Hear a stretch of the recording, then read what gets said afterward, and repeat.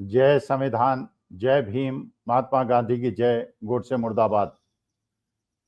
देखिए, पिछले एक हफ्ते में, पिछले सोमवार से जब मोदी जी ने जीएसटी दरों में बदलाव किया था और उन्होंने देश का आह्वान किया था कि ये उत्सव मनाया जाए, बचत उत्सव। बचत उत्सव तो मना या नहीं मना मुझे नहीं पता, लेकिन देश के अधिकांश लोगों को चपत उत्सव जरूर मन गया और ऐसी चपत लगी है सबकी जेब में। और ये मैं बात कर रहा हूं पूरे 142 करोड़ लोगों की। ये मत समझिए कि जो प्रभाव हुआ है और ये चपत उत्सव मना है, ये देश के केवल 9 करोड़ लोगों पे लगा है। ये पूरे देश पे लगा है और ये आपको महसूस कराने के लिए ही मैं ये वीडियो बना रहा हूं। ये मत समझिएगा कि आपकी दुकान पे इसका असर नहीं पड़ेगा, आपके व्यापार पे इसका असर नहीं पड़ेगा और आपके फ्यूचर प्लानिंग पे और रिटायरमेंट प्लानिंग पे इसका असर नहीं पड़ेगा। ये सबके ऊपर इसका असर पड़ेगा। देखिए, पिछले 10 दिनों के अंदर जिस प्रकार से घटनाएं अंतरराष्ट्रीय और राष्ट्रीय घट रही हैं और उस पर हमारी सरकार कोई प्रतिक्रिया दे रही है और कुछ नहीं कर रही है और हाथ पे रात रख के बैठी हुई है, उससे जो ये एक बचत उत्सव बनाने की बात हो रही थी, ये चपत उत्सव में परिवर्तित हो गया है।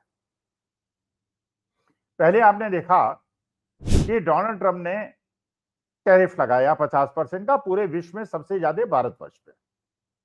हमारे एक्सपोर्ट्स महंगे हो गए और एक्सपोर्टर्स को चपत लगी। चपत उत्सव का पहला अध्याय।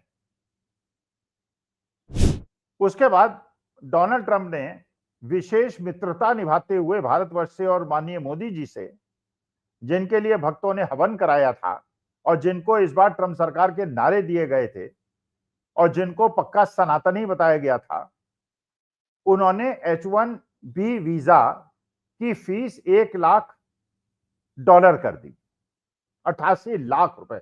और अब तो और डॉलर के दाम बढ़ते जा रहे हैं, रुपये के दाम कम होते जा रहे हैं।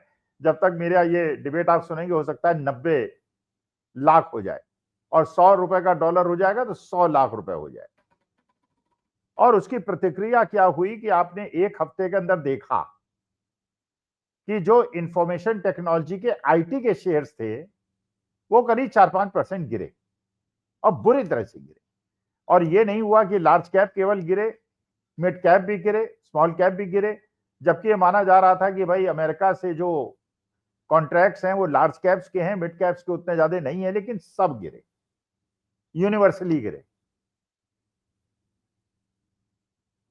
आईटी इंडस्ट्री भारतवर्ष की जो टैलेंटेड युवा है उसके लिए एक आकर्षण का केंद्र है और हमारे देश के अंदर जो समृद्धि के प्रतीक हैं, हैदराबाद हुआ, बेंगलोर हुआ, चेन्नई हुआ, ये सारे ऐसे एरियाज हैं जो आईटी हब की तरह डेवलप हुए हैं और लाखों बच्चों की इसके अंदर नौकरी मिली है। प्रतिभाशाली बच्चों के लिए अगर ये सपना है कि वो विदेश से लौट के हिंदुस्तान में आए, अपने देश में भी रहें और अच्छा जीवन भी जिए, तो उसके लिए आईटी इंडस्ट्री एक बहुत बड़ा विकल्प था।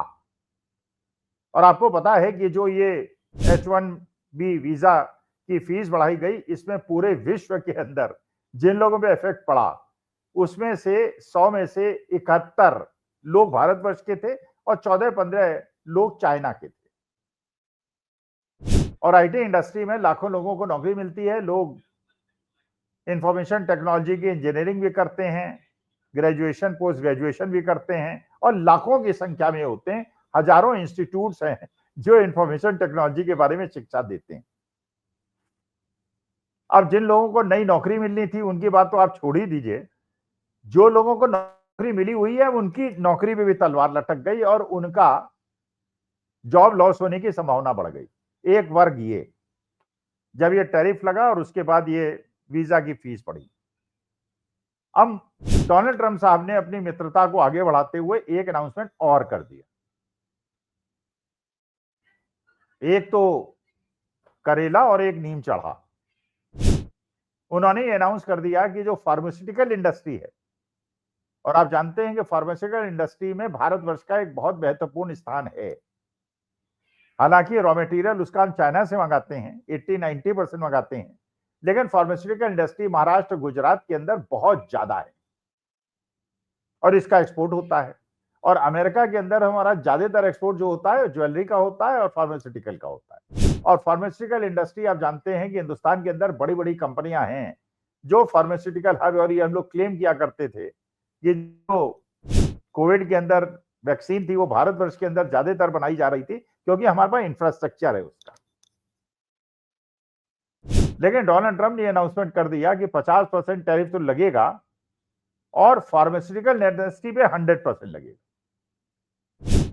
ये दूसरी चोट भारतवर्ष को कि फार्मास्यूटिकल इंडस्ट्री के शेयर आज 26 सितंबर 2025 को 5% तक गिरे, बुरी तरह से गिरे। जैसे आईटी इंडस्ट्री के गिरे वैसे ही फार्मास्यूटिकल इंडस्ट्री के गिरे। और फार्मास्यूटिकल इंडस्ट्री भी बहुत ज्यादा हमारे यहां रोजगार देती है और विश्व के अंदर एक बहुत बड़ा हमारे इस इंडस्ट्री का स्थान है।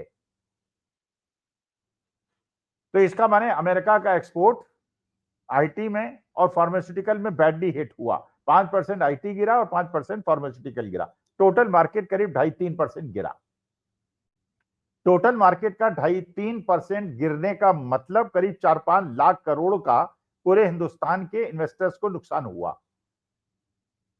आप जानते हैं कंपनियों के अंदर रूल के हिसाब से सेबी के 70-75% से ज्यादा प्रमोटर का शेयर नहीं हो सकता, तो मान लेते हैं मोटे तौर पर कि 75% प्रमोटर्स का होगा मैक्सिमम, तो भी करीब 1.5-2 लाख करोड़ का नुकसान छोटे इन्वेस्टर्स का हुआ है। और ये छोटे इन्वेस्टर डायरेक्ट इन्वेस्टमेंट वाले भी हो सकते हैं, ये म्यूचुअल फंड वाले भी हो सकते हैं, और ये वो लोग भी हो सकते हैं जिन्होंने न्यू पेंशन स्कीम में, यूनिफाइड पेंशन स्कीम में सरकार द्वारा बनाए गए नियम की वजह से जबरन शेयर मार्केट में पैसा लगाया। आप जानते हैं 2004 के पहले पेंशन मिलती थी, मजबूरी नहीं थी एम्प्लॉय को कि वो शेयर मार्केट में या बॉन्ड में, गवर्नमेंट बॉन्ड्स में पैसा लगाए। 2004 के बाद जो लोगों ने एम्प्लॉय हुए हैं उन्हें अब पेंशन नहीं मिलेगी, उनको इसी स्कीम के अंदर, तो उनसे पैसा कंट्रीब्यूट कराया गया, पैसा वो शेयर मार्केट और बॉन्ड में गया, सरकार ने कंट्रीब्यूट किया और आपने कहा गया कि रिटायरमेंट के बाद यही जो आपको रिटर्न मिलेगा इसी से मिलेगा। लेकिन अगर शेयर मार्केट इसी प्रकार से टूटता रहा जैसे ये टूटा है, तो आपके भविष्य में जो आपने रिटायरमेंट प्लानिंग की थी वो भी डिस्टर्ब हो सकती है। अच्छा ये सोचिए, आज भारतवर्ष के अंदर 85 करोड़ लोग तो ऐसे हैं जो 5 किलो अनाज पे निर्भर हैं। 1-1.5 करोड़ लोग ऐसे होंगे जिनकी या तो बहुत ज्यादा नेटवर्थ है या बहुत ज्यादा अच्छी तनख्वाहें, लेकिन उनकी भी नौकरियां छूट सकती हैं, वो भी परेशानी में आ सकते हैं क्योंकि फार्मास्यूटिकल और आईटी इंडस्ट्री अब परेशानी में है और दोनों डोमिनेटिंग इंडस्ट्री हैं। जो बड़े बड़े हमारे पूंजीपति हैं उनको भी नुकसान हो सकता है, जो फार्मास्यूटिकल और आईटी इंडस्ट्री के दिग्गज है। 5% का मतलब अगर 15 लाख करोड़ का उनका मार्केट कैपिटलाइजेशन है टीसीएस का, मान लीजिए, तो आप सोच लीजिए 15 लाख करोड़ का 5% कितना होता है, मतलब भीषण नुकसान पूरी इंडस्ट्री के अंदर है। तो ये जो आज की तारीख में मार्केट के अंदर परचेजिंग कर रहा था वो यही वर्ग था, जो 9 करोड़ लोग डिमैट होल्डर्स थे शेयर मार्केट में, यही 9 करोड़ लोग खरीदारी कर रहे थे। जो जब ये प्रश्न पूछा जाता था साहब बड़े बड़े 5 स्टार होटलों में कौन खाना खा रहा है और बड़ी कारों की लाइन क्यों लग रही है, आईफोन की लाइन क्यों लग रही है, क्योंकि 9 करोड़ लोग आउट ऑफ 142 करोड़, 9 करोड़ भाई, 9 करोड़ में से अगर शेयर मार्केट अच्छा चले और 10-12% का हर साल रिटर्न दे, मानी बात है कि इतना पैसा उनके पास इकट्ठा हो जाता है कि दे कैन स्पेंड। लेकिन अगर पिछले एक साल के अंदर जहां निफ्टी 27,500 था और आज 24,500 के आसपास है, 24,000 के आसपास है, 10% की गिरावट आ गई है और पिछले एक हफ्ते में 3% की गिरावट आ गई है, तो ये लोग जो पैसा खुल के खर्च करते थे ये सोच के कि शेयर मार्केट ऊपर जा रहा है, अब गिरने की वजह से ये भी अपने हाथ रोक लेंगे। तो वो लोग जो यूपीएस में नहीं है कनेक्टेड या शेयर मार्केट में नहीं भी इन्वेस्टेड है, लेकिन उन्होंने दुकानें खोली हुई हैं और ये लोग स्पेंडिंग करते थे, इस पे अपनी दुकानें चलाते थे, ये भी खतरे में है। और जब लोग कमाएंगे नहीं तो जो गरीब लोगों को मदद करते थे या उनको अपने एम्प्लॉय करते थे उसकी भी संभावना गिरेगी। तो भारत की अर्थव्यवस्था के लिए खतरनाक संकेत है।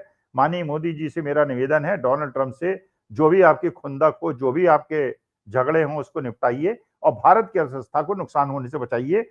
चुप रहने से काम नहीं चलेगा, ट्रेड डील से भी काम नहीं चलेगा, टैरिफ भी आपको कम कराना पड़ेगा।